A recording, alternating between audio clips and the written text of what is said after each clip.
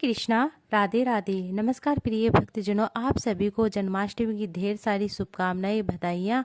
और आज की वीडियो में आप जानेंगे जन्माष्टमी पर लड्डू गोपाल का बहुत ही सरल तरीके से पूजन किस तरह से अपने घर पर कर सकते हैं। देखिए, जन्माष्टमी इस साल 2025 में 16 अगस्त को मनाई जा रही है। 16 अगस्त के दिन ही हम पूजन करेंगे।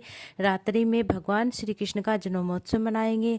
जब आप जन्माष्टमी का पूजन करेंगे, सबसे पहले हमें लड्डू गोपाल जी को पंचामृत से स्नान कराना है। स्नान के लिए हम 5 चीज़ें लेंगे, जैसे दूध, दही, घी, शहद, शक्कर, जिसे हम पंचामृत बोलते हैं। या तो आप एक ही पात्र में ले सकते हैं या आप अलग अलग भी ले सकते हैं। जैसे कि छोटी छोटी कटोरियाँ होती हैं, उनमें दूध, दही, घी, शहद, शक्कर, ये पांचों चीज़ें अलग अलग भी ले सकते हैं। आप चाहो तो इनको पांचों को एक स्थान पर, मतलब एक ही पात्र में ले सकते हैं। सबसे पहले हम लड्डू गोपाल को स्नान कराएंगे। आप चाहो तो पांचों चीज़ों को मिलाकर भी पंचामृत बना सकते हैं। मैंने यहाँ 5 चीज़ें अलग अलग भी ली है और साथ में मैंने मिक्स भी की है।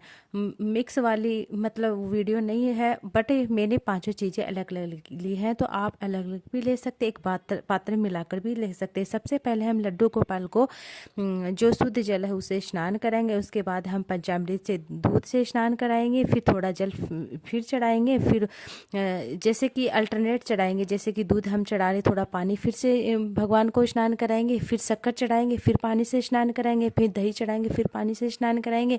फिर शहद चढ़ाएंगे, फिर पानी से स्नान कराएंगे। और घी चढ़ाएंगे, फिर पानी से स्नान कराएंगे। फिर अच्छे से स्नान कराने के बाद हम लड्डू गोपाल को कपड़े पहना देंगे।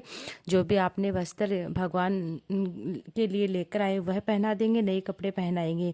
तो जैसे कि आपने एक जगह ही पंचामृत बनाया है, तो आपको इतना नहीं करना पड़ेगा। आपको क्या करना है, थोड़ा सा पानी से नहला दीजिए। फिर आपने जो पंचामृत बनाया है एक ही पात्र में, उससे आप नहला दीजिए और फिर आप पानी से, शुद्ध पानी से नहला दी। इस तरह से भी आप कर सकते हैं या पांचों चीज़ें अलग लेकर भी कर सकते हैं। जब आप लड्डू गोपाल जी को स्नान कराएं, तो जिस भी पात्र में आप स्नान कराए हैं उसमें हमने तुलसी दल अवश्य रखना चाहिए।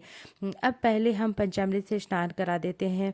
बहुत अच्छे से लड्डू गोपाल को स्नान कराने के बाद, पंचामृत से स्नान कराने के बाद आपको क्या करना है, लड्डू गोपाल के लिए आपने जो भी कपड़े बर्थडे के लिए, बर्थडे के लिए आपने चूज किए हैं वह पहना दो। लड्डू गोपाल जी का विशेष स्नान कराया है। इसके बाद हम शुद्ध जल से स्नान कराने के बाद हम क्या करेंगे, लड्डू गोपाल को अच्छे से सजाएंगे। जो कि अगर आपके पास कोई भी लड्डू गोपाल की प्रतिमा, अगर आपके पास लड्डू गोपाल नहीं है तो भगवान श्री कृष्ण की जो भी प्रतिमा, मूर्ति, जो भी फोटो है उसको स्नान करा दीजिए, छिटन दे दीजिए।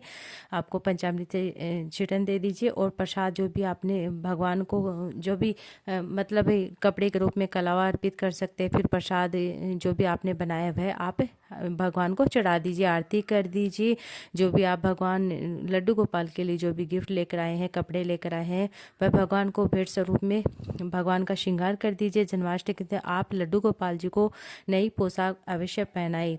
जैसे कि जो भी आपके पास कपड़े हैं वह पहना सकते हैं। लड्डू गोपाल का बड़े ही सुंदर से श्रृंगार कीजिए। और आप क्या करेंगे, पंचामृत आपने जो भी पंजीरी बनाई उससे भगवान को भोग लगाए। आपने बांसुरी, भगवान को आज के दिन बांसुरी जरूर, मतलब बांसुरी है, मोर पंख है, इत्र है, यह जरूर लगाए। और आप चंदन से भगवान का तिलक करें। चंदन से तिलक करने के बाद भगवान के लिए आपने जो भी खरीदा है, जो भी खरीदारी की है लड्डू गोपाल के लिए, वह अवश्य आज के दिन भगवान को भेंट स्वरूप में दे। और आपको क्या है कि, और साथ में आपको क्या करना है, जैसे कि आपने जो भी अपने घर में पकवान बनाए हैं भगवान को भोग के स्वरूप में अर्पित करें। भोग के स्वरूप अर्पित करते समय उन सभी भोग पर आपको तुलसी दल अवश्य चढ़ाना है। क्योंकि भगवान लड्डू गोपाल भगवान विष्णु के स्वरूप है, तो आपको क्या करना है कि बगैर तुलसी दल के भगवान भोग को स्वीकार नहीं करेंगे। तो आज के दिन आप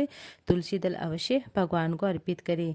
और आप, अगर आप व्रत कर रही हैं तो आपको क्या करना है, अगर आप व्रत कर रहे हैं तो आपको क्या करना है, सुबह स्नान करने के बाद, साफ सुथरे वस्त्र धारण करने के बाद, भगवान मंदिर को अच्छे से सजाने के बाद, अगर लड्डू गोपाल है तो इस तरह से पूजा करने के बाद अपने व्रत का संकल्प अवश्य ले, तभी वह व्रत पूर्ण माना जाता है। और 56 भोग, जरूरी नहीं कि आप 56 भोग ही लगाएं। भगवान को जितना शुद्ध सात्विक भोग आपके घर में बना है वह भी आप लगा सकते हैं।